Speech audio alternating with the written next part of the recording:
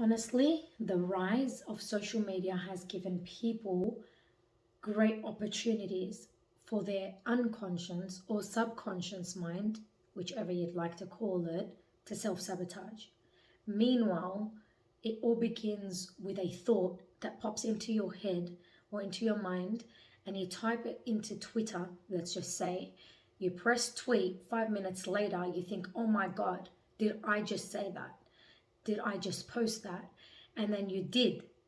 And it's for everyone to see forever, or at least for the foreseeable future, right? And then Facebook, on the other hand, gets you to write longer posts that make us all, or at times, look even more stupid or unpleasant. And we're all in this dilemma together. But this self-sabotage is actually a common manifestation of the subconscious at work in an unhelpful way. Then we have the news pop-ups, currently streaming everything about COVID-19 and also the Delta strain, which is a new thing out there right now. I'm not so sure how they've come up with these names. It's quite interesting.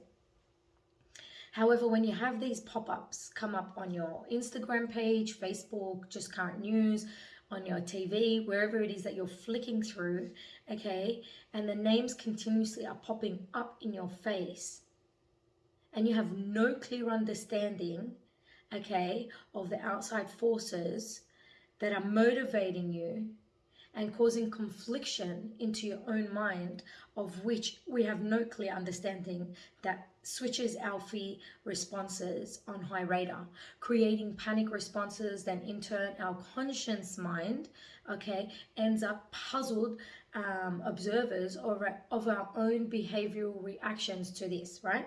And this is just common. This has been happening to a lot of people. The ones that are prone to having anxiety, anxiousness in general, and they've had this from a young age, when social media pops up all this fear continuously, you'll only find yourself even more stuck in your behavioral patterns of continuous the fight and flight response of fear. Meanwhile, in return, it creates divided parts in your mind to fight with other parts, like a computer, let's just say, all right? Creating a mental illness war zone, okay, between mutually uncomprehending parts of your own subconscious. And if you know how the unconscious mind actually works, it's not good at making itself clear, or to listening, or even better yet, to the conscious mind either. In turn, we end up with the conscious awareness of the war zone inside our own heads, right? So you may be wondering, okay, all good and great, that's going on in my mindset. The question is, what can I do to stop this constant fear from all the noise outside, like the news, social media, continuous things that are popping up? And right now, obviously, it's COVID-19 and the Delta strain. Everybody's in lockdown. And this goes for everyone around the world, because everybody's been suffering from the same pandemic that's been ongoing for what is it, a year and a half now? It's quite draining and straining to your mind, body, and your spirit. It hurts. So for starters, if you're the type of person, and you know your character really well, that gets affected easily by watching and reacting to things from the news, then stop watching it. End of story, period. Stop watching it. If you are continuously affected and it's really alarming your mental health and your physical health, your spiritual health, then stop watching it. That's the end of that. You want to get updates on what's going on in the world, so you know the pros and the cons, the rights, the wrongs, what you can and you cannot do, what's like the current policies that are coming out, when you can go to the shops for essentials and blah, blah, blah. You can do all that by typing it out in Google and just requesting what is the latest updates of the cans and cannot, what the things that I can and cannot do outside. Pretty much summary. So you don't have to go through the whole series of fear that they're feeding back into the community and into the world through these news reporters that they have online. all the time and continuous. So every time you flick through something, just pass it by or switch off that phone, or do not follow the news anymore, but just go and type it, or ask a good friend, a sibling, a sister, a mum, whoever does watch the news, to just send you the updates of what you need to know that are important things for you, so you can move on into your day-to-day life, so you don't do anything illegal and you don't cop a fine. And that's about it for that side of people. But if you find yourself drowning in your own thoughts of fear, which continuously are triggering your anxiety and your anxiousness, and then you end up with all this heavy breathing and these panic attacks, then I suggest, okay, is to find a quiet place in your home, or out in your garden, or if you live in a unit, on the balcony, get a bit into nature. Find a comfortable spot, either sit on the floor or sit on a chair, whatever is comfortable for you. And if you have children, then get them to do it with you, and just sit down for 5 to 20 minutes a day when you feel those grueling emotions of fear about to hit through, and all those thoughts, oh my God, and you start to panic, this is about to happen, and this is about to happen, and I might die, and my uncle's got it, my auntie's got it, my mum's suffering, what do I do? When you go into that drowning point of thought. So what happens is we end up with our conscious awareness of a war zone inside our heads, right? So you may be wondering, okay, all good and great, that's going on in my mindset. The question is, what can I do now to stop this constant fear from all the noise outside, like the news, social media, the people posting things on their pages and whatnot?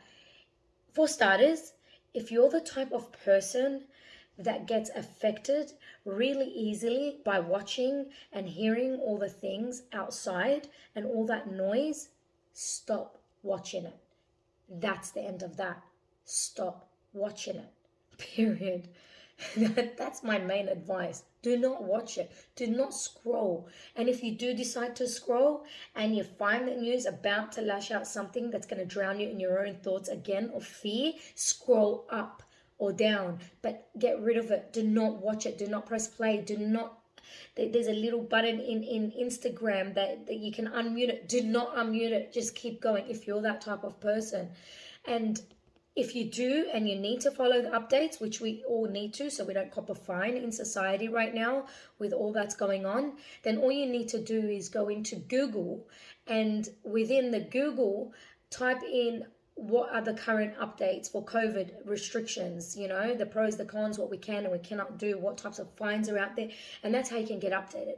And better yet, if you have a close friend or family member, you can just ask them to message you any information. So all the letters that are coming through of updates, get them to message that, so you now pass through and you no longer need or have the need to watch the news that are continuously feeding you with this fear of about all this pandemic and how you should be fearing it continuously just to get the jab, let's just say, right? So that's one way of protecting yourself. Another form is when you do find yourself drowning in continuous thoughts of fear, which are then triggering your anxiety or your anxiousness that you've suffered all your life, or just even recently, just due to this pandemic from 1.5 years ago. Okay, and then you end up with these panic attacks and this heavy breathing in your chest. I suggest that you find a quiet space in your home, okay? Or it could be in your garden or your balcony if you live in the unit, wherever it may be. It could be away from the kids, or you can just gather your kids and do it together, and find somewhere comfortable to either sit on the ground or on the chair, whichever is comfortable for you. Once you do that, between 5 to 10 minutes, begin meditating. You can find a number of things on YouTube of meditation, or you can go to my YouTube channel, and you'll find a meditation technique that you can use that in the background to help you through the process. There are a lot of things out there, and all it's a process of sitting in a quiet space of mind, allowing those negative, fearful thoughts to come through to your mind. Do not reject them, accept them to come through. And as they come through, and as your mind begins to filter them, take deep breaths through the whole process and allow them to eliminate and come out of your body. But if you reject the thoughts, the negative thoughts that are coming through, that will defeat the purpose of this meditation.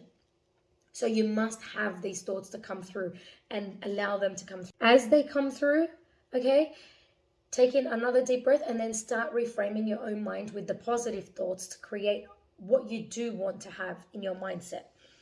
And you can do this as many times as you like during the day. There is no rules on this. You can do it once, twice, 3 times, 4 times, 10 times.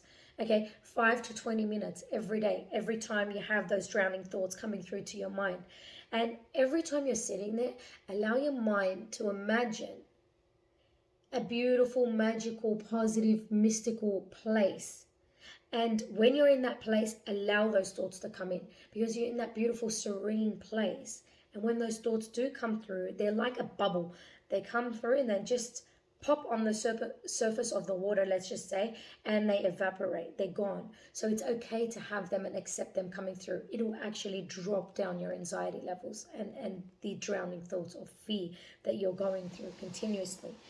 You can keep your eyes closed if you choose, or you can have them open. It's whatever you're comfortable with. It's all based on whatever you're comfortable with, you and the kids. There's no rules to this. So it will definitely help interrupt your current negative behavioral thoughts that are coming through before they actually escalate, which then create those panic attacks and meltdowns that you're continuously having. Now, for proper instructions, as I said, you can find that on my YouTube channel. And I'll actually be posting this on Instagram also.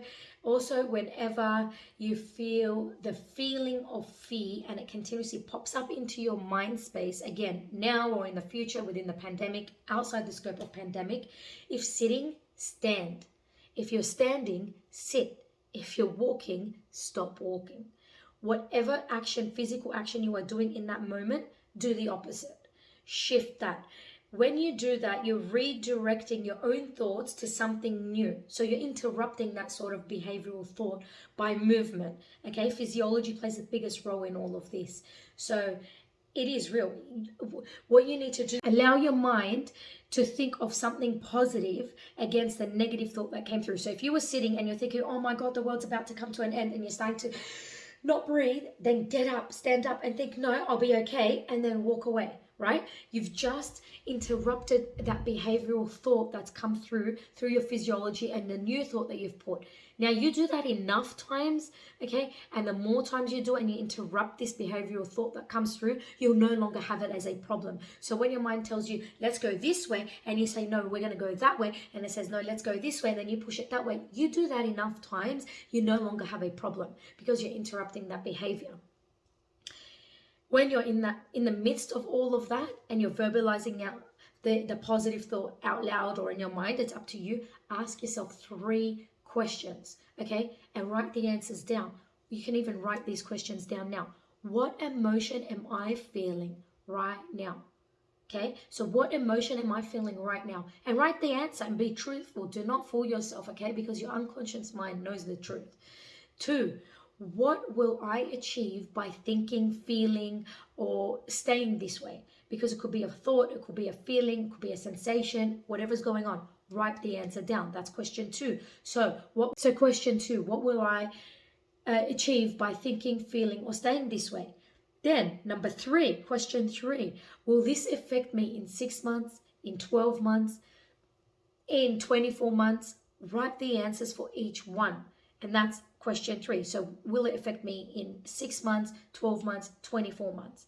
Lastly, remind yourself nothing ever really lasted forever. So this is a phase the world is all going through. Whether it's man-made or not, it's not the point. It is here. It exists. We got to face it. It's the truth. We got to accept it. It's reality. There's no running from this. And believe there is a brighter future for us. Yeah, it may have changed, and yeah, we're gonna, resort more to social media and for work or Zoom sessions, whatnot. Okay, but this is life. What are you going to do? What are you able to do to change it? At this point, really, they've got that control. So we might as well just go ahead and move along and accept what's going on. I'm not saying to follow like sheep and get the jab if you don't want to, let's just hypothetically say, but I mean accept the fact that this is what's happening. This is real.